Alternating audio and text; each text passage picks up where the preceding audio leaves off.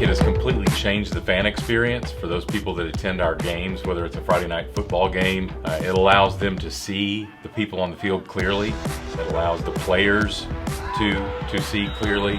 I think whether you're sitting on the front row of the stadium or you're at the top up by the press box, it's well lit and you can see everything that's happening and not miss a second of the game due to the quality of lighting, which was an issue before.